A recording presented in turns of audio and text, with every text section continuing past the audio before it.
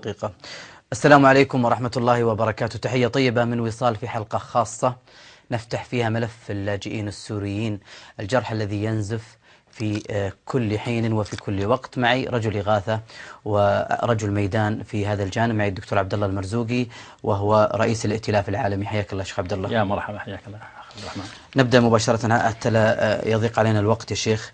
أنت رجل ميدان وزرت الأوضاع اللاجئين، والناس تبي تعرف تقييمك كصورة عامة، كيف رأيت الوضع ومن ناحية الأعداد ومن ناحية التغطية ومن ناحية الاحتياجات؟ عطنا صورة عامة في البداية. بسم الله الرحمن الرحيم، الحمد لله رب العالمين، وصلى الله وسلم على نبينا محمد وعلى آله وصحبه أجمعين. أما بعد، صلى الله عليه وسلم. لا شك أن إخوتنا في سوريا سواء اللاجئين أو الداخل سوريا النازحين في وضع إنساني يرثى له. ولا شك أيضا أن كثيرا من الجهات الدولية ومنها المنظمات الإسلامية الغير حكومية والحكومية تقوم بجهد مشكور في هذا العمل، لكن لا زالت الحاجة قائمة. نحن نتكلم على تقريبا أكثر من نصف الشعب تقريبا إما نازح أو لاجئ في دول الجوار. عندك لاجئين في لبنان، لاجئين في الأردن، لاجئين في تركيا. أطقم العمل الموجودة لا تغطي الوضع المأساوي، ولذلك تلاحظ أن هناك تأخر في إيصال المساعدات، مع العلم أننا في السنة الماضية مرينا بموجة ثلجية أو عاصفة وحصل تغيير الكرفانات لكثير من المواقع، لكن لم يكن هناك إعداد مسبق. نحن نلقي باللوم على المنظمات الدولية وخاصة منها الحكومية التي لديها إمكانات قوية، وإن كان هناك يعني عمل يذكر فيشكر، لكن نطلب المزيد، مثل منظمة التعاون الإسلامي، دائرة العمل الإنساني، مثل جامعة الدول العربية المجال الاجتماعي أو مثل فهذه معنية بهذه الدولة التي هي عضو سواء في منظمة التعاون الإسلامي أو عضو في جامعة الدول العربية. لم نشاهد نشاط يعني يمثل 23 دولة عربية في جامعة الدول العربية، أو نشاط يمثل 57 دولة في منظمة التعاون. أنت ترمي بهذا يا شيخ على المنظمة وعلى الجامعة، لأن الجمهور عندهم تصور من باب لديك بصيص أمل، ولا من باب اللوم حتى تبرأ الذمة؟ لأن الناس ما عاد يثقون أصلا بالجامعة. في الحقيقة أني أنا قابلت الأمين المساعد الذي تولى الآن ملف العمل الإنساني في منظمة التعاون الإسلامي، وألاحظ أن هناك رغبة ونشاط لاحتواء المنظمات الإسلامية، المنظمات غير الحكومية، احتوائها تفعيل من جديد والتنسيق وللقيام بالواجب الذي يمليه الشرع المسلم تجاه إخوانه. ولذلك نحن شاهدنا حالات الوفاة التي حصلت في بداية الأزمة، وإن كان هناك الحمد لله هبة قامت، و كما جاء النبي صلى الله عليه وسلم: لا يشكر الله من لا يشكر الناس.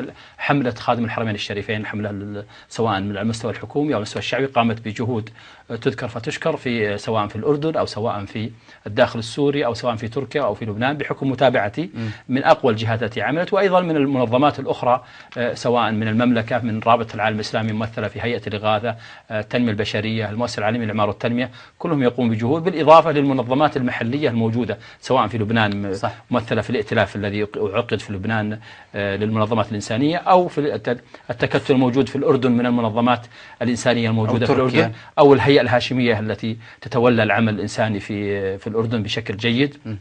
كذلك في لبنان أيضا الحكومة التركية تقوم بجهد يذكر فيشكر في منطقة تركيا، لكن ما زالت هناك حاجة، ما زال هناك خاصة في الداخل. يعني خلينا نعرف حجم المشكلة أول يا شيخ، كم الأعداد مثلا نازحين يعني في الخارج؟ أنا أتوقع تقريبا حسب اطلاعي وحسب متابعتي أن تقريبا، طبعا ما في دراسات يعني دقيقة في تباين، لكن تقريبا عد تقريبا 6 مليون و 7 مليون نازح داخل في الأراضي السورية. هذا في الدائرة السورية، هذا يسمون نازحين. 6 مليون تقريبا 6 إلى 7. طيب، بسبب الوضع المتوتر الأمني والسياسي إلى آخره. وفي الخارج وأتوقع أن أكثر الذين لم تصلهم مساعدة هم في النازحين. يعني أتوقع أن 40% يعني المشكلة في النازحين الآن. أتوقع أن 40% من النازحين الموجودين نزحوا من قراهم ومناطقهم لم تصلهم مساعدات. طيب، في الداخل. والخارج شيخ؟ أما الخارج فالوضع في تركيا يعتبر وضع مثالي، يعني بالنسبة للقيام الحكومة التركية أو الشعب السيئين، يعني وضع أفضل الجهات في دعم اللاجئين الموجود. ثم يأتي بعد كم العدد يا شيخ؟ مليونين المصلون؟ أتوقع يصلون إلى 2 تقريبا. منهم هم موجود في مخيمات ترعاها الحكومة التركية، ومنهم موجود منتشرين في الأقاليم والمدن وتتولاهم المنظمات الغير حكومية بدفعهم الإيجارات لهم. لبنان يا شيخ. ثم يأتي في الملف الآخر الأردن، هناك مخيم الزعتري. الأردن الآن أنت تتكلم، أنت ترتب على أفضل حال، ها؟ يعني أنا أتوقع أن أفضل حال هو في تركيا ثم الأردن، ثم يأتي بعد ذلك الأردن. والعدد لديهم تقريبا مخيم يتسع إلى تقريبا الآن في تقريبا وصل تقريبا 90,000 لاجئ. هناك نشاط قوي. كم توقع في الأردن المجموع يا شيخ؟ أتوقع تقريبا 90,000 المخيم، أتوقع أن يصلون إلى مليون على الحدود وفي المناطق وفي مختلف المناطق، قريب من المليون. هذا مليون. الحكومة الأردنية تبذل من خلال الهيئة الهاشمية الخيرية ودعمها، لأنها هي الجهة المسؤولة. هي تعمل مع شراكات مع المؤسسات الخيرية. حكومة المملكة العربية السعودية تقوم بجهد مشكور، سواء في الأردن أو سواء في لبنان أو سواء في تركيا أو في الداخل، من خلال إدخال بعض الإعانات عن طريق المنافذ التي تسمح بالدخول من خلال المكاتب. ولبنان يا شيخ كم العدد تتوقع؟ لبنان تقريبا يصلون تقريبا إلى 600، أتوقع أن 600 إلى مليون. يعني لبنان فيها عدد كبير، وخاصة الحدود غير مضبوطة، لأن فيها يعني ما تستطيع أنك لكن أنت تتكلم على أناس الآن، حتى أنت تتكلم على أناس كانوا خارج البلد مع الأزمة، الآن ما يستطيعون يدخلون إلى البلد، وأصبح عندهم مأساة، وأصبحوا هم لاجئين في المناطق التي هم فيها، انقطعت مصالحهم، انقطعت كثير، فأصبحوا في ظروف أيضا سيئة. يعني عندنا 6 مليون و4 مليون الآن. أنا أتوقع أن نصف سوريا، أنا أتوقع مع القتلى 200,000 متضرر الآن 12 يزيد عن 12 مليون. 12 مليون. طيب ترى أنا ما حسبنا يا شيخ اللاجئين في الخارج، ممكن 4 مليون الآن كلهم أصلا متضررين من القضية. لا شك الآن الأزمة السورية أزمة كبيرة، يعني ممكن 75. أتوقع أن الأزمة الآن شردت أكثر من نصف سكان سوريا. يعني لا يعني هذه بمسألة حسابية بسيطة. نعم، فالوضع كبير، ويحتاج هؤلاء لأن مضى عليهم 4 سنوات يحتاجون إلى مشاريع تنمية. نحتاج من منظمة التعاون، نحتاج من الدول العربية أن تستفيد من هذه الطاقات الموجودة المعطلة بإنشاء لهم برامج تنموية تفيدهم، ينتجون ويستطيع حسب من جلوسهم في الخيام أو جلوسهم في الشقق، ما يستطيعون يعملون في شيء، لأنه هو لاجئ لا يستطيع أن يزاحم البلد في العمل، في مجال العمل. فيحتاج هناك إيجاد حلول تنموية تستفيد من هذه الطاقات البشرية الموجودة في حاجات للدول المجاورة أو حاجات نفس حاجات اللاجئين. فبدل أن يكون موجود ويصبح في قلق أمني، ويعني فيه يعني يكون فيه محاذير كثيرة، ينبغي أن يكون هناك فيه اجتماع ومناقشة أوضاع هؤلاء استفادة منهم كتنمية بشرية في الدول المجاورة، يعني لتنفيذ أعمال معينة أو يعني توظيف للأزمة، يعني بدل أن أشتري بضائع من الصين أو من دول أخرى، أنا أصنع من هؤلاء واتفق مع الحكومة المضيفة، ويبدون هم يصنعون منتجاتهم وأشغلهم في مجال، وتكون التكلفة أقل، وأكون أنا دعمته. يعني يكون نفكر في حلول، حتى لو كان بدل أنه نحن نفكر في الكلفة، نحن نشغل هذا اللاجئ الموجود اللي أصبح عنده فراغ ما عنده عمل. يعني في الزعتر الآن هذا أصبح الزعتر الآن شبه الزعتر الآن أصبح عندهم سوق، وأصبح عندهم في منطقة للسوق، في منطقة للمجمعات، أصبح تكون حلول بسيطة. ترى مجتمع متكامل. الزعتري الآن أتوقع أنه مخدوم جيد من كثير من المنظمات الدولية، والحملة الوطنية لها جهد كبير هناك في نفس المخيم الزعتري.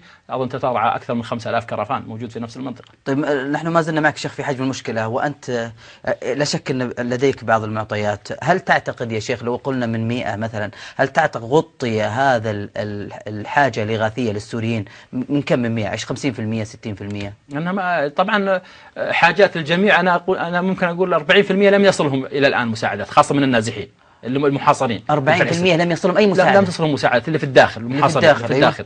فيحتاجون هؤلاء إلى تدخل سياسي مع منظمات إنسانية تصل إلى هؤلاء المحاصرين. هذول في حالة عزلة يا شيخ، يعني في حالة إغاثية، يحتاجون إلى مساعدات. يعني حتى أنك تجد كيس الطحين مثلا، إذا تجد في منطقة معينة في الحدود تجد الطن ب$500، تجد في منطقة أخرى ب$1,000 و$2,000، لأنه ما يستطيع أن يدخل هذا. الآن يدخلون على بعض المناطق، يدخلون بأنفاق من مناطق نفق، يدخلون حتى يدخلون المساعدات الإنسانية. يحتاج تدخل دولي من أصحاب القرار، من الأمم المتحدة، لمراعاة هذا الواقع الإنساني. طيب إن كان الفاصل جاهز يا شباب، أو نكمل مع الشيخ حتى يجهز الفاصل؟ لدينا تقارير وفواصل مهمة سنشاهدها بعد قليل عن الأمور التي نفذت. جاهز؟ طيب نذهب إلى فاصل مشاهدي الكرام، بعد ذلك نكمل مع الشيخ الدكتور عبد الله المرزوقي.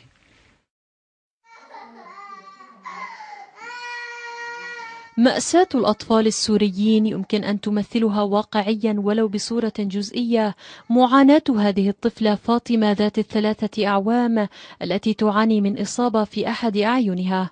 فقد تكون قصتها نموذجا لمعاناة قطاع واسع من نسيج المجتمع السوري، لا سيما أن هؤلاء البراعم يفترض بهم أن يكونوا نواة المستقبل.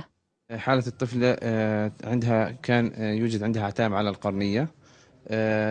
تم إجراء لها عملية زراعة قرنية وتم رفض القرنية الأولى، وقمنا بإعادة زراعة القرنية مرة أخرى. التقيت بالطبيب المعالج للطفلة فاطمة، واطمأننت من كلامه أن الأمور جيدة جدا وتسير بالطريق الصحيح، ونسأل الله سبحانه وتعالى لها الشفاء العاجل وأن يكللها بالنجاح بإذن الله.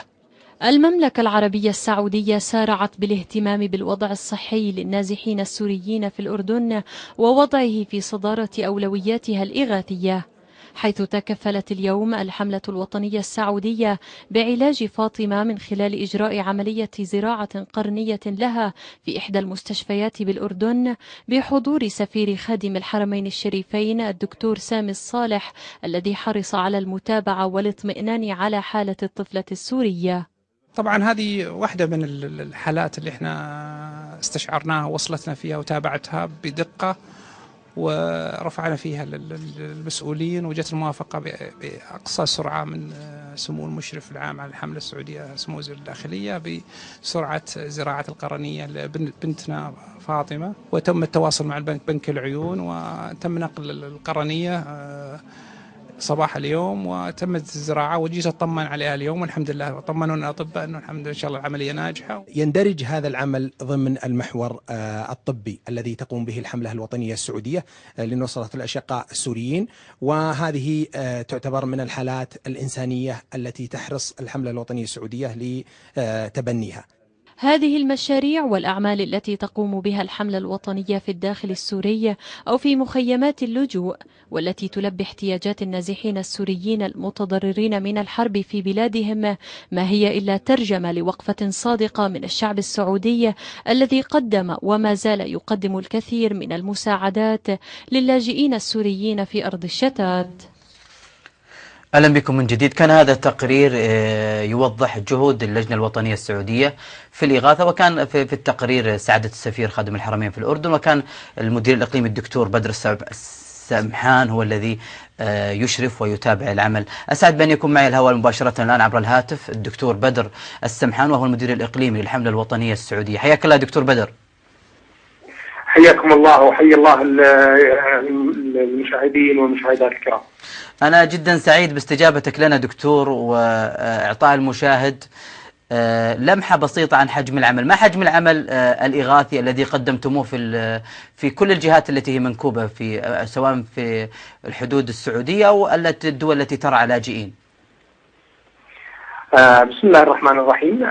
طبعا الحملة الوطنية السعودية ومنذ إنشائها في منتصف شهر رمضان المبارك لعام 1433 بأمر سامي من خادم الحرمين الشريفين الملك عبد الله بن عبد العزيز حفظه الله، وبإشراف مباشر من صاحب السمو الملكي الأمير محمد بن نايف بن عبد العزيز وزير الداخلية المشرف العام على الحملات الوطنية السعودية.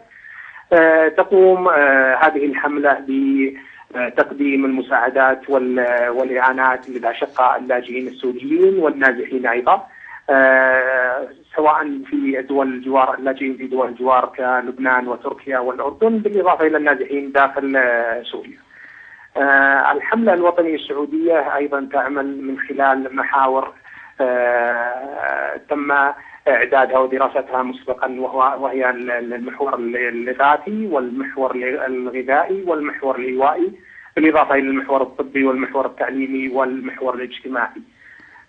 هذه المحاور يتم إعداد البرامج وفقا لاحتياج الأشقاء اللاجئين السوريين وتنفيذها على أرض الواقع. نعم. جميل دكتور، اسمح لي، يعني دائما الشجرة المثمرة التي ينال منها. فاعذرني، الناس تتساءل كثير، فاعذرني سأسألك أسئلة مهمة جدا، وأنتم ربما احنا نفخر كسعوديين، ربما أنتم الجهة الأكثر جهود إغاثية مقارنة بالأموال التي صرفت أو مقارنة بالجهود، فنشكركم ونفخر بكم حقيقة. لكن الناس تتساءل ونريد إجابة. هنالك بطء كبير في تنفيذ البرامج، لأن كثير من تحدث يعني قالوا 60 مليون أو 600 مليون لحد الآن لم تصرف، تأخر وهي من سنوات. ما ردك على مثل هذه الأطروحات الموجودة؟ أما تأخر البرامج ف ربما أن من زار هذه المناطق يشاهد ما قامت به الحملة الوطنية السعودية. أنا أتحدث معكم الآن من أكبر المستشفيات التي أقيمت في مخيم الزعتري. لدينا برنامج سيقام يوم الأحد، وأنا وموظفي الكادر جميعا حتى هذه الساعة أحدثكم والله من المستشفى. طبعا الأعمال التي نقوم فيها في المجال الصحي ربما أنها من أكبر الأعمال التي قامت فيها حتى الجهات والمنظمات الدولية. طبعا الحملة الوطنية السعودية كما يعلم الجميع أنها هي الجهة الوحيدة المناط بها جمع التبرعات وصرفها على الأشقاء اللاجئين السوريين، ومن حق كل مواطن أن يسأل أين تبرعه، ونحن نكون سعداء بهذه الأسئلة. والإجابة عليها لا تحتاج منا الشيء الكثير، تحتاج منا زيارة أو من هذا الشخص زيارة لأحد المواقع الإلكترونية التي وضعتها الحملة الوطنية السعودية على وسائل التواصل الاجتماعي، سواء أو على قناة الحملة في اليوتيوب أو في موقع الحملة الرسمي.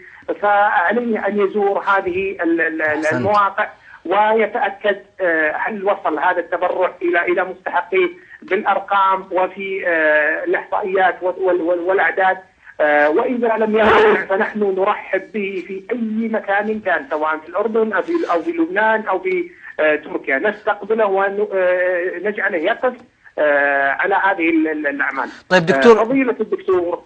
نعم. لا تفضل دكتور. فضيلة الدكتور ماذا؟ فضيلة الدكتور عبد الله لديكم هو يعتبر ممن حقيقة وقف وساهم على في أعمال الحملة الوطنية السعودية، وبارك الله في جهوده. تقدمت المؤسسة العالمية للإعمار ب1000 كرفان تم إنزالها في مخيم الزعتري وتسليمها إلى مستحقيها من ذوي الاحتياجات الخاصة وذوي المفقودين والشهداء، ولله الحمد تقرير متكامل بهذا النشاط إلى المؤسسة، واطلع عليه فضيلة الشيخ شخصيا، ربما يحدثكم عن هذا المشروع. طيب دكتور بدر، من المشاريع. دكتور بدر، الناس تتساءل، يعني البرد معروف له تاريخ ونحتاج إلى استعداد قبله، وهناك استراتيجيات يجب أن تكون. لماذا تأخرتم يا شيخ حتى بدأ ما بدأ وحصل ما حصل من موت للأطفال؟ والأمر قضية بسيطة، يعني توزيع بطانيات مثلا أو أشياء بسيطة. لماذا لم يكن عندكم استراتيجية لمثل هذه الأزمة التي هي قادمة بتاريخ معين؟ اولا الموت والحياه بيد الله سبحانه وتعالى، لا يمنع الموت بطانيه او غيره، ولكن الحمله الوطنيه السعوديه قبل 4 أشهر ممتاز وهي مستعده لهذا العمل، وتم السفر الى انا من ضمن لجنه اتجهت الى الصين والى تركيا قبل 4 أشهر، وتم الاعداد للمواد الاغاثيه والتي تم توزيعها قبل العاصفه الثلجيه التي حدثت قبل أسبوعين ب3 أسابيع، وبالإمكان العودة إلى الأخبار التي نشرتها الحملة وفقا للصحف سواء الورقية أو الإلكترونية أو المواقع الأخرى بتوزيع هذه المواد، سواء من بطانيات أو لحف أو جاكيتات وكل بالامور الشتويه تحت مشروع شقيقي دفئك هدفي. انا يا دكتور تفضل. انا يا دكتور بدر سعيد بهذه الاجابات، لانك ربما تقطع الطريق او مؤكدا تقطع الطريق على من يريد ان ينال من المملكه او جهود المملكه من خلال اللجنه الوطنيه، لان الكثير يطرح شبهات والناس ما يجد الرد. فانا سعيد بهذه الردود الموثقه الموجوده حتى توضح للعالم جهود المملكه العربيه السعوديه في الإغاثة وفي غيره. اختم بدقيقه دكتور. نحن أختم بكلمات حقيقة أريد أن أبدأ بها، لا أختم بها، ولكن لعل الختام يكون مسك. لدينا شعب واعي، لدينا شعب له عاطفة جياشة، يعلم أين يضع تبرعه. نسأل الله سبحانه وتعالى له التوفيق، ونسأل الله سبحانه وتعالى له يهمنا كثيرا استفساراته، وأن نجيب عليها بدقة، وأن نكون في شفافية تامة حتى يكون مطمئن، وحتى يكون مرتاحا حينما يضع تبرعه في مكانه الصحيح. وأكون مسرورا جدا في زيارة أي شخص مهما كان لإيقافه على تبرعه في أي مكان كان. أكون مسرور جدا في زيارة. أحسنت. نعم. ثقة جميلة نفخر بها دكتور بدر السمحان. شكرا جزيلا المدير الإقليمي للحملة الوطنية السعودية. أسأل الله أن يوفقكم إلى ما يحب ويرضى، وأنتم حقيقة ترفعون الرأس بهذه الجهود، والنيل من المملكة يكون من خلال اللجنة، لذلك طرحنا هذه الأسئلة. شكرا جزيلا دكتور بدر على جهودك. تعلق يا دكتور، أنت من الذين كان بينكم وبين الحملة شراكة وعمل يا شيخ في الميدان. الحقيقة أنا بالمناسبة يعني أنا أود أوجه كلمة لكل من يعمل في المجال الإنساني. قضية التشكيك في سواء الحملة الوطنية أو غيرها من المنظمات الإنسانية الدولية الإسلامية هو تشكيك في رموز عمل تقوم بخدمة إنسانية. ولله الحمد في المملكة العربية السعودية على سبيل المثال، المملكة العربية السعودية على سبيل المثال هناك حملات تقوم كل ما يكون هناك أزمة من الأزمات التي تكون في العالم الإسلامي، يأمر خادم الحرمين الشريفين شفاه الله تكوين حملة تقوم بمساعدة هؤلاء الأشقاء. والحملة لديها عدة لجان قامت بتقديم مساعدات على من آخرها حملة الأشقاء السوريين. فالحقيقة الكلام على مثل الحقيقة أنا وقفت على أعمال الحملة سواء في تركيا على الحدود، وقابلت مدير المكتب هناك، وأيضا قابلت مدير المكتب في لبنان وشفت عملهم على الحدود، وكذلك في مكتب الأردن. وأصبح حينما كنت أتولى كمدير عام للمؤسسة العالمية للعمارة والتنمية أصبح هناك شراكات مع الحملة الوطنية، وقمنا بتنفيذ أعمال جدا تبين على التعاون والبر، ولم نرى من الأشياء التي يعني لا ترضي الله سبحانه في التنفيذ الأعمال. ولو رأينا شيء لتكلمنا، وهذا ما ندين الله به سبحانه وتعالى، أن الإخوة الذين أعرفهم على الحملة الوطنية قائمين العمل، سواء أخونا مبارك البكر أو أخونا الدكتور بدر السمحان كما سمعنا، يقومون بجهد يعني مشكور ويشكرون عليه. ومثل ما سمعت بأن أي إنسان يتبرع من خلال الحملة يريد أن يقف على تبرعه احنا ورق مفتوحة، هذا مفتوح. أو أنا أتكلم عن نفسي، أنا أي شخص من الذين يتبرعوا للحملة الوطنية ويريد أن يتأكد من هذا، أنا مستعد مندوب له، أذهب وأكتب له تقرير بتبرعه أنه وصل للحملة وموجود. وينبغي أن نترك المشاحنة والكلام في بعضنا البعض، كل يقوم بدوره. الحكومة جزاهم الله خير يقومون بعملهم اللي هو موجود، ومن خلال الحملة وغيرها في أوسع على المستوى السياسي. المنظمات الأخرى تقوم بواجب، مثل ما سمعنا من الدكتور بدر أن الحملة الوطنية هي الجهة الرسمية المسموح لها بالجمع. هو لازم نفرق، لا يسمح بالجمع الآن بالنسبة للحملة الأخوة السوريين كإعلان الجمع إلا الحملة الوطنية كإعلان أو قام بحملات أو جمع تبرعات. لو بروح على المؤسسة العالمية للعمارة والتنمية هذا ما يعتبر إعلان.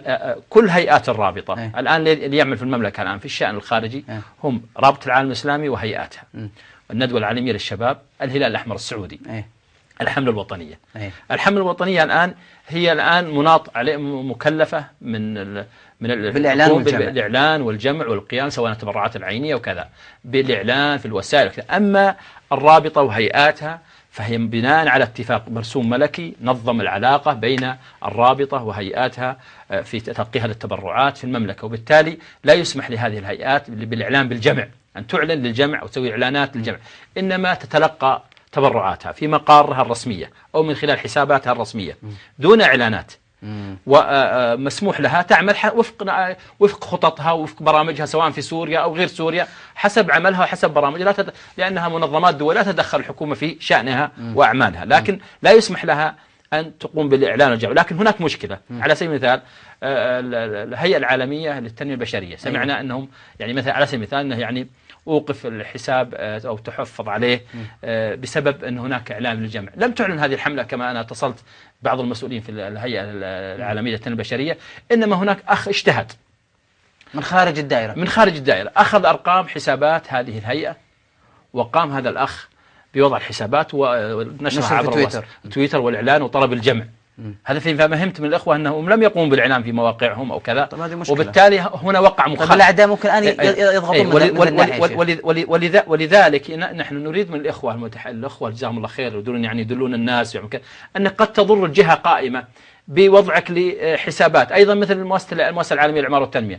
قام أحد الإخوة بوضع إعلان للمؤسسة ووضع حسابات أخرى ليست حسابات المؤسسة.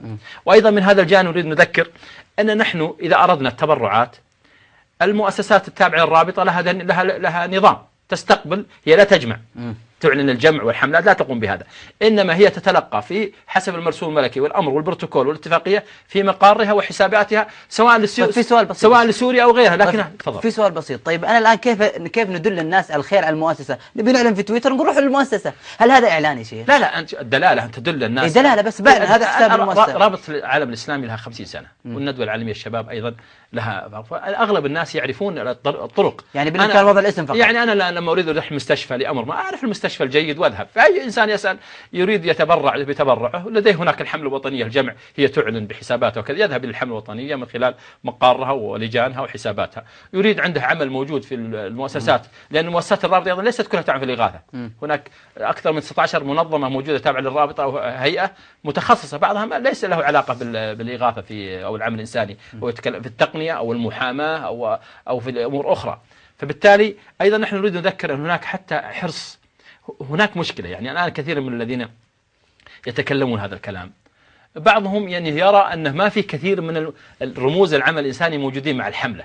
يعني مثال، فلذلك أنا أقترح، الأمير نايف رحمة الله عليه كان هناك عمل لجنة مشتركة، أقترح إعادة تنشيط اللجنة المشتركة، بحيث أن نأخذ أعيان من المجتمع يكونون مع الحملة، يقدمون خدماتهم معهم، يشرفون على العمل مع عدم يعني لا يعني هذا أننا لا نثق في القائمين على الحملة، صحيح. إنما حتى نقطع الطريق على الأعداء أو وكذلك المنظمات الموجودة الهيئات. أنا سألتهم بعض الإخوة يقول نحن لا نمانع من أن أي قطاع من القطاعات الحكومية أن تأتي وتعمل مع هذه الهيئة والهيئة الموجودة. يعني هي قضية ثقة في فجوة، نحن نريد أن نغطي هذه الفجوة بمبادرات ثقة، يعني مبادرات تنمي الثقة. ونحن ليس في هذا الوقت ليس من الصالح أن يتكلم بعضنا في بعض، نتكلم في هيئاتنا أو نتكلم في الحملات الرسمية التي تقيمها الحكومة أو أي حكومة من الحكومات الإسلامية. ينبغي أن نحن نتقيد بالأنظمة، لأن نحن إذا تقيدنا بالأنظمة وصرنا على الأنظمة الموجودة، أنت عندك نقاش على هذا التعميم أو القرار، اذهب لصاحب القرار وبين له البديل أو الحل الأفضل. لكن أن نعمل هناك من أنا أتكلم عن نفسي، أنا كثير من المنظمات في الخارج يتصل بهم بعض الناس يذكر أنا أتيتك من الطرف الدكتور عبد الله المرزوقي ولدي مساعدة لك 100,000 دولار مثال. فيفرح هذا، طبعا يكون هذا الأخ الذي في المركز الإسلامي في أحد الدول وضع حاجاته في الموقع على الانترنت، فأخذ العنوان والأرقام واتصل به، قال أنت لك طلب في الأمر الفلاني، وأغلب هذه الجهات تقدم لجهات كثيرة تريد مساعدة، فأنا مكلف من الدكتور مرزوقي ومعي مبلغ لك 200,000 دولار وأنا سأتيك بعد يومين نستقبلك. فيقوم هذا الأخوة بترتيبات وإجراءات، فبعد قبل الموعد بيومين أو يوم يتصل به يقول أنا في أمريكا الآن وصار لي مشكلة في بطاقتي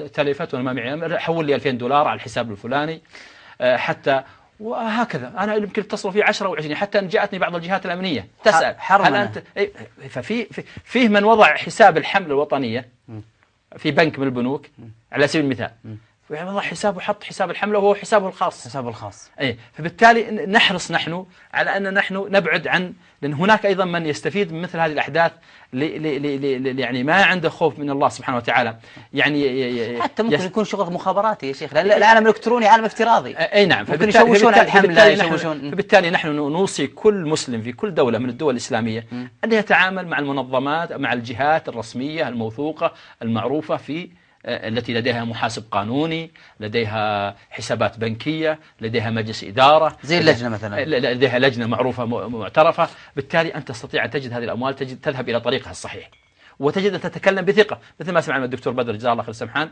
حينما قال أنا أي شخص يريد تبرعه يذهب هذه المواقع أو يأتي أنا أتكلم، يذهب إلى مكتب الحملة في الرياض ويطلب أنا تبرعت لكم بالمبلغ الفلاني وأريد وين وضعت تبرعي، أنا أريد في تركيا، أنا أريد أذهب، ما هي مانعون. سمعت الآن نحن دكتور؟ نعم. فبالتالي نحن نريد نترك كثير من الشكوك وبل نتعاون مع الحملة، مع الرابطة، مع الندوة العالمية للشباب، مع هيئة الإغاثة، مع المؤسسة العالمية للإعمار والتنمية، مع التنمية البشرية، مع منظمات في قطر، في الكويت. كلنا لابد أن نحقق الجسد الواحد، نحن كلنا مهمتنا واحدة، مهمتنا هذا الأمر الذي نجمع من الأموال هو صدقة نتقرب بها كلنا، كل من يعمل في العالم الإسلامي، حتى في الأقليات المسلمة. الآن هناك منظمات تأتي وتقدم خدمات للمسلمين من الأقليات المسلمة سواء في أوروبا أو في آسيا أو في أفريقيا. فبالتالي نحن لا نحكر العمل على مكان واحد. ولذلك أنا أبشركم أنني أنا تقريبا لي 3 أيام 4 أيام أتيت من الحدود التركية السورية، منفذ باب الهوى، وزرت هناك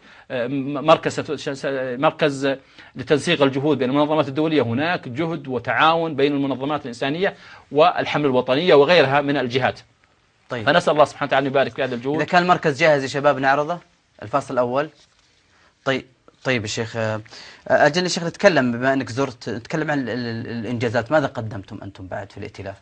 الحقيقة ماذا يعني مشاهداتك، ماذا شاهدت حتى أنتم أو غيركم يا شيخ، لأن الهدف واحد كما في الحقيقة أن هذا الائتلاف هذا بدأ تقريبا من أكثر من 2 وكانت الفكرة منه هو تحقيق التعاون والتحالف مع الجهات للمنظمات غير الحكومية. الآن نحن الائتلاف هذا للمنظمات غير الحكومية. هذا الائتلاف قام بالتنسيق، أسسته تقريبا حوالي 8 منظمات دولية قامت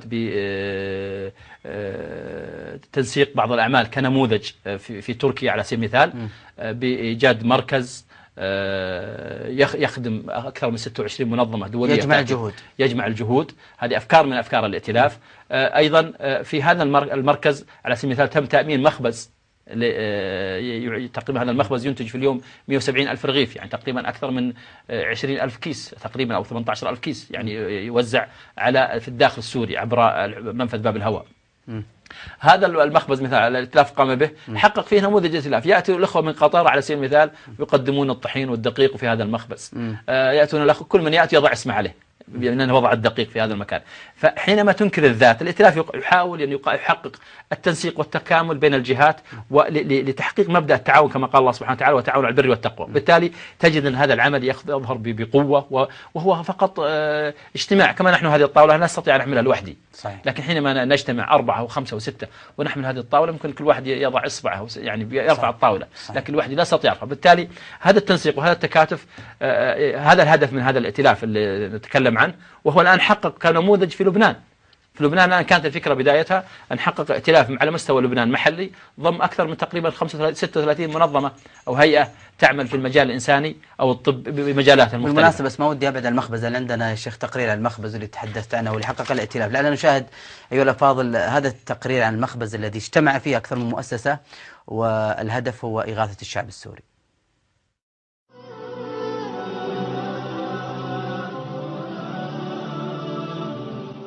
بسم الله الرحمن الرحيم، الحمد لله رب العالمين، وصلى الله وسلم على نبينا محمد وعلى اله وصحبه اجمعين.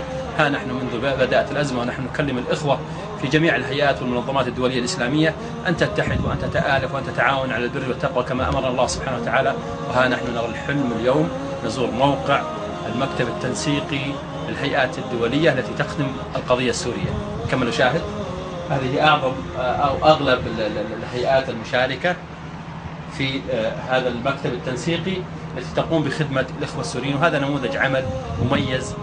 نسأل الله سبحانه وتعالى أن يوفق وأن تكون كل القضايا التي تحصل في العالم الإسلامي مثل هذا النموذج لتقديم عمل متميز. والآن ننتقل إلى المخبز المشترك الذي أقامه الائتلاف الإنساني في في هذه المنطقة الريحانية في تركيا.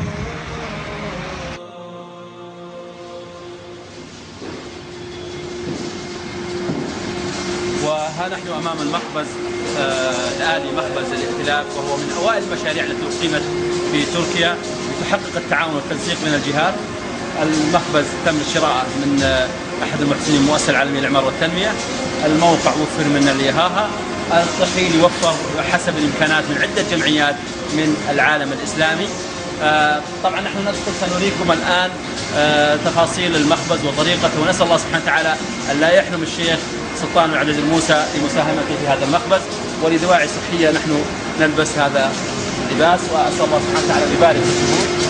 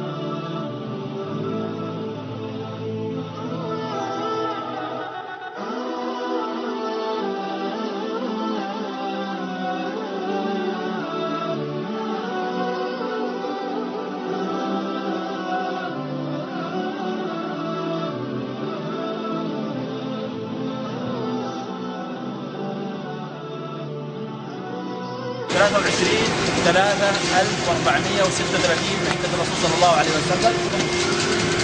تعالوا يا شباب، كاملون. هؤلاء الأخوة يعملون ولا يكلون بفضل الله سبحانه وتعالى ليل نهار لتوفير الخبز من المخيمات في الداخل. يخدم أكثر من تقريبا جميع المخيمات العهدية التركية في الداخل، يتم توفير لهم الخبز، وهو ينتج بطاقة تصل إلى 10,000 كيس في اليوم، والكيس تقريبا فيه 10 أرغفة داخل الكيس. أسأل الله سبحانه وتعالى أن يبارك في الشهود. هذا هي تتم التعبئة. وكما قلنا أن هذا التعاون الذي أمر الله سبحانه وتعالى به بأن نتكامل التعاون، هذا المخبز وعد، وهذا المرة هذا النصيب على إخوتنا في قطر، هم الذين جاءوا بالطحين من الشعب القطري. وهكذا حينما يتوقف الإخوة من المملكة يأتي الإخوة من قطر، حينما يتوقف الإخوة من قطر يأتي الإخوة من الكويت. المهم أن نحقق التكامل والجسد الواحد الذي أمر به الرسول صلى الله عليه وسلم بالوقوف مع إخوتنا في هذه الكارثة. أسأل الله سبحانه وتعالى أن يعينهم ويوفقهم وأن يكتب لنا الأجر وجميع من ساهموا. السلام عليكم ورحمة الله.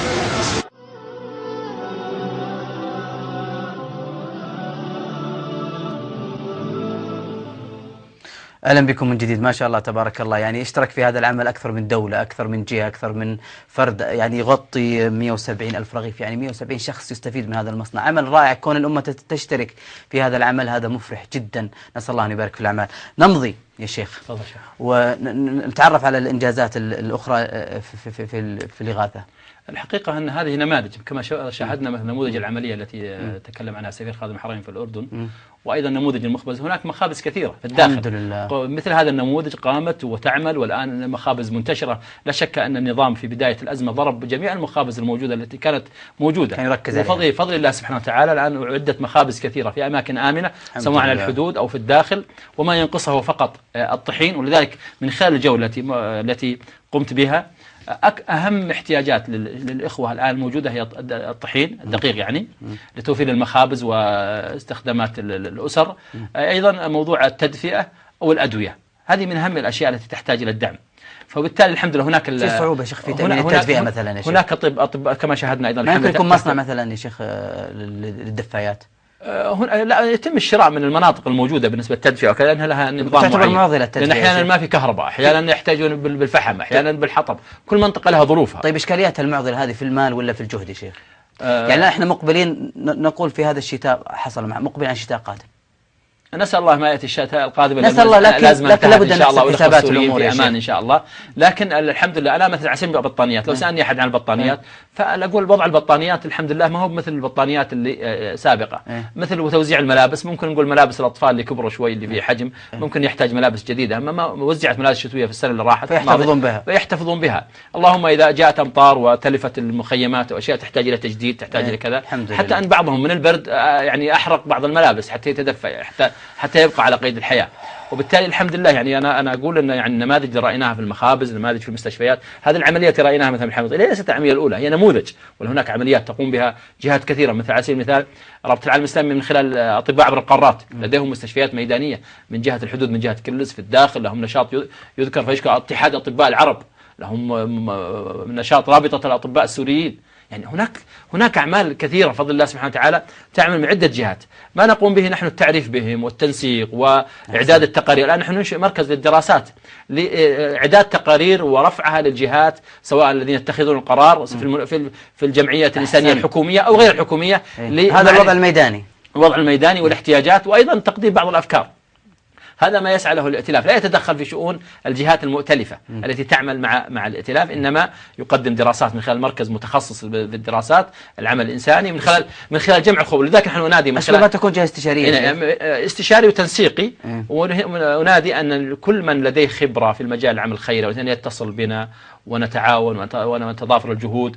وأيضا نحن نزيل القضية الآن كثير من الجهات سواء المنظمات غير الحكومية، أنا أتكلم كمنظمة غير حكومية، لكن لا يعني هذا أنني المجالات الإنسانية التي تقوم بها الحكومات أن لا نتعاون معهم، سواء الهلال الأحمر، الحملات الوطنية التي مرتبطة بالحكومات.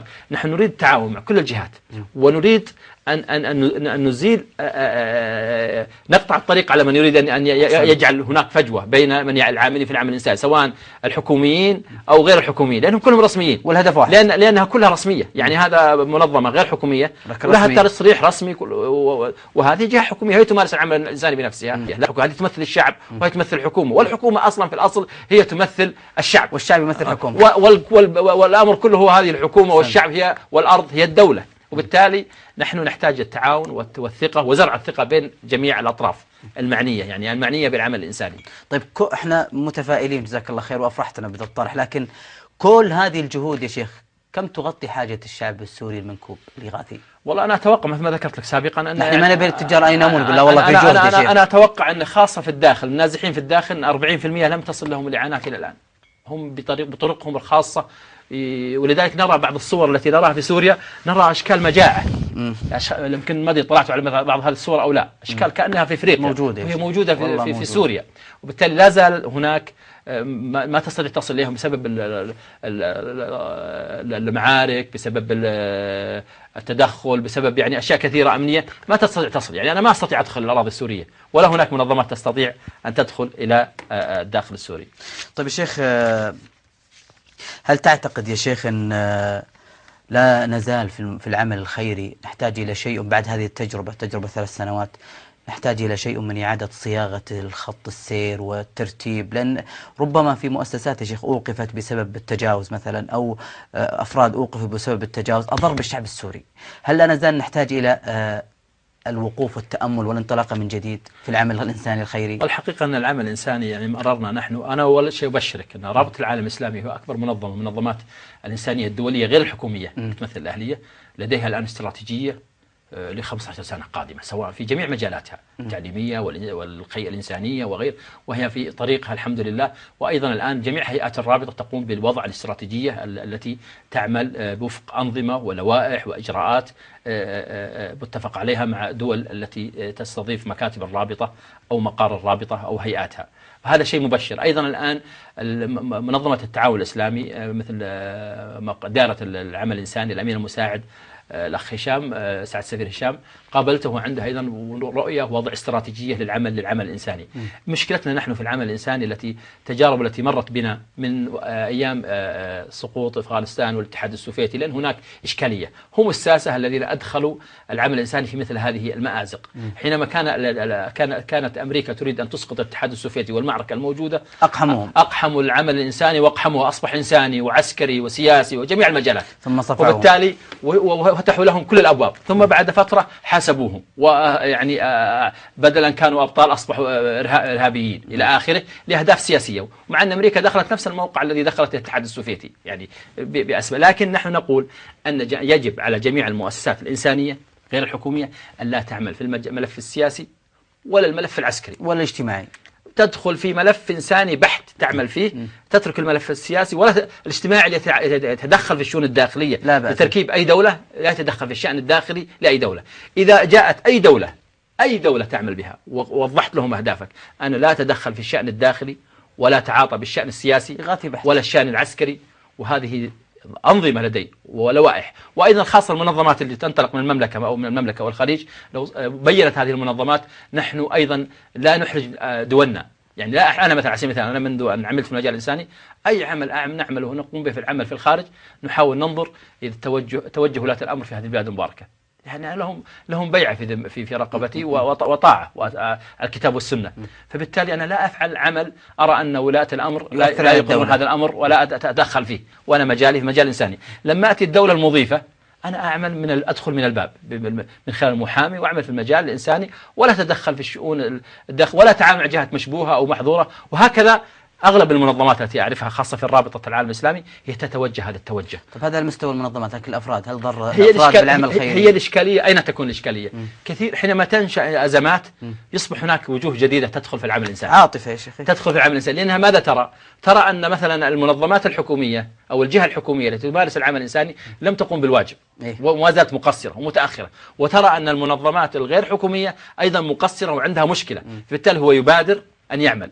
وللعمل الإنساني حلاوة ولذة، وحينما يرى بصدقة يذهب، فمع الأيام هو يكبر ويصبح مؤسسة، صح. وبالتالي يعمل. لذلك أنا أنصح مثل هؤلاء أن ينخرطوا في المنظمات القائمة، ينخرط يبحث عن منظمة يرتاح بطريقة التعامل. ربما الأبواب مقفلة يا شيخ ولا مفتوحة؟ أنا أتكلم على المؤسسة العالمية للإعمار والتنمية، رابطة العالم الإسلامي في هيئاتها ترحب بكل من يريد أن يعمل، لكن يعمل هذه الهيئات مرتبطة باتفاقية مع حكومة المملكة العربية السعودية بحكم أنها دولة المقر وهي منظمة دولية، يعني. وهناك نظام أساسي وهناك لوائح. لا يمكن أن أعطيك ما في ذهنك، هناك أنظمة لابد. الذي يأتي ويعمل هو غير متقيد بالأنظمة، غير متعود أن يعمل بالنظام، بالتالي حينما تقول لها أنا سأنتظر، هناك إجراءات، هناك قرار مجلس الإدارة، هناك كذا، هو قراره معه ممكن يأخذ القرار في نفس الوقت، وبالتالي يتضجر يريد أن ينفذ أسرع، وبالتالي أنت ما تستطيع تجاريه، ومن هنا يبقى هو في نفس المجال الذي يعمل به. إذا فاصل قصير أيها الأفاضل، بعد ذلك أكمل مع فضيلة الشيخ.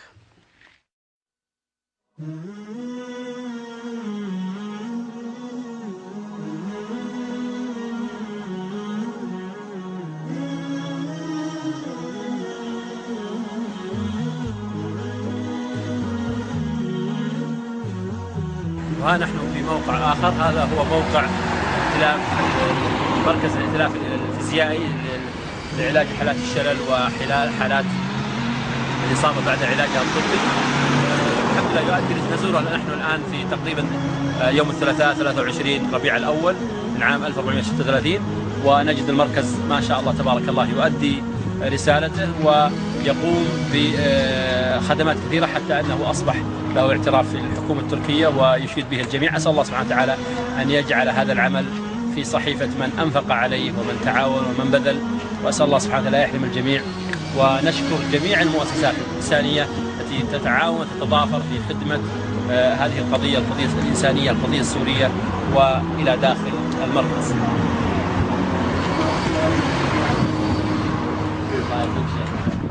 لا بأس، طهورا إن شاء الله.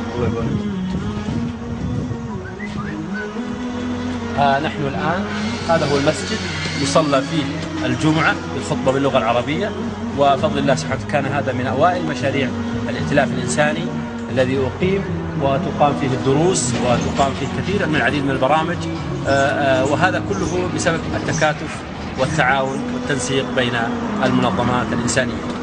وسندخل إن شاء الله إلى المركز ونتجول في الغرف ونزور بعض الإخوة الذين يتلقون العلاج فيه. السلام عليكم.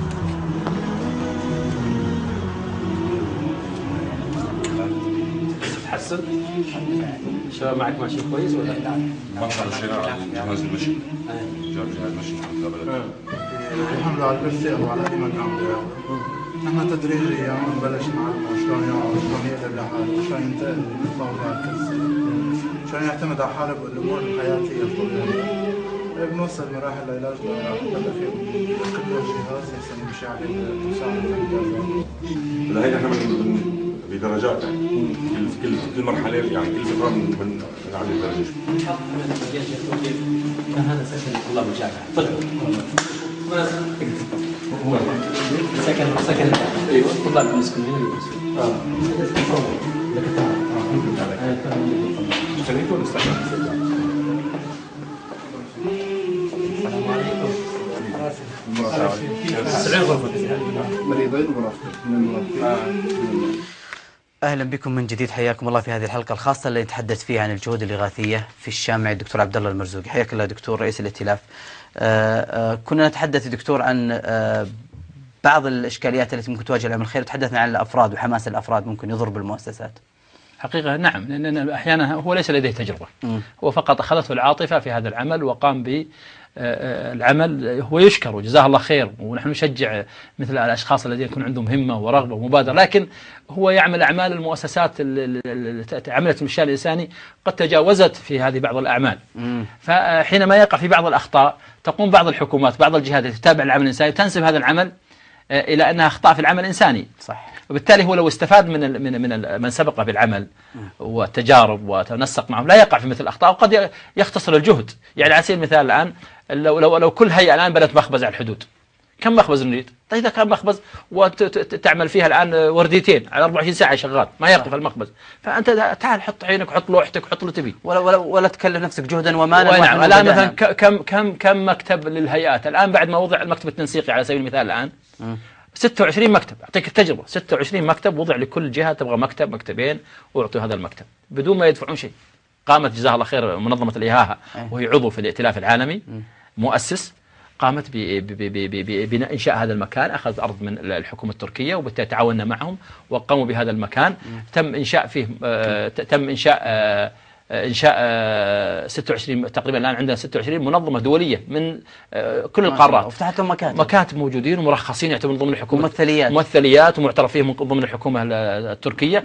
وبالتالي هناك أيضا 75 جمعية تم تأهيلها في الداخل السوري جميع مناطق سوريا، يأتون من على الحدود ويأخذون دورات تدريبية وطريقة إعداد التقارير، طريقة العمل، طريقة يعني يتم تدريبهم وتأهيلهم، وأصبحوا وأيضا اختيارهم من عدة منظمات كثيرة.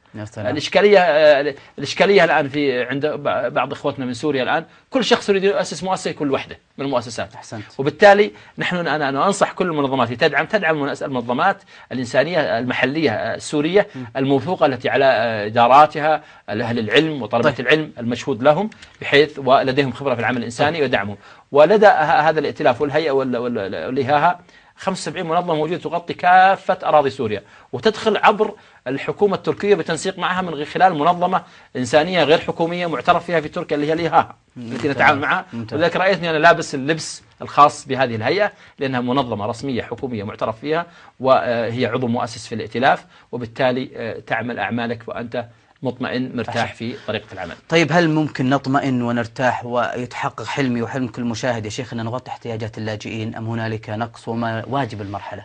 أعطيك مساحة يا شيخ، بقي لنا 4 دقائق. الحقيقة أن نعم إن شاء الله نحن أنا ظني بالله سبحانه وتعالى والله سبحانه وتعالى يسمعنا الآن ويرانا أن الله سبحانه وتعالى لا يضيع أحد، وإن هؤلاء وإنهم في ابتلاء ونحن أيضا في اختبار ابتلاء. هل نقوم بالواجب الشرعي علينا أم لا؟ ولذلك أنا أوجه رسالة لجميع حكام العالم الإسلامي وأعضاء منظمة المؤتمر والتعاون الإسلامي أو جامعة الدول العربية أن يقوموا بعمل جاد وأن يهتموا بمنظماتهم الإنسانية ويتعاونوا معها ويكون هناك تكاتف وتعاون. أنا أجزم جزم كامل أن هناك سيكون هناك تحقيق. أنا لا أعارض من العمل مع المنظمات الدولية مثل الأمم المتحدة أو الصليب الدولي، لكن لدينا نحن قدرات، لدينا إمكانات في العالم الإسلامي في العالم العربي ينبغي أن نتعاون مع هؤلاء. هذه القدرات وهذه الإمكانات نتعاون معها وننميها ونثق بها، وكما تثق الشعوب بالحكومات الشعوب أيضا الحكومات تثق بالشعوب ويكون هناك تعاون وتضافر جهود. أنا أتوقع إذا تعاونت الحكومات مع شعوبها تستطيع أن تحقق وتغطي جميع احتياجات ليس سوريا بل العالم الإسلامي. شكرا جزيلا الدكتور عبد الله المرزوقي رئيس الائتلاف العالمي على هذه الجهود وعلى هذه الإضاءات حول العمل الإنساني الخيري. شكرا جزيلا. حياك الله وجزاك الله وجزا المشاهدين خيرا. شكرا لكم أنتم أيها الأفاضل. كنا في حلقة خاصة نتحدث عن بعض إنجازات العمل الإغاثي وبعض الإشكاليات وبعض الطموحات التي نتمناها في الساحة السورية الإغاثية. كنا مع الدكتور عبد الله المرزوقي. أشكر لكم المتابعة ونأمل بإذن الله عز وجل أن نفرح جميعا بأن الشعب السوري في أمن وأمان، وقد ذهب هذا المجرم السفاح الإرهابي بشار الأسد الذي لا زال أمام مرأى ومشهد من العالم ينزل بالشعب السوري جام غضبه بالبراميل المتفجرة، وللأسف لم يصنف إرهابيا لحد الآن. أترككم في رعاية الله وحسن مكلاته.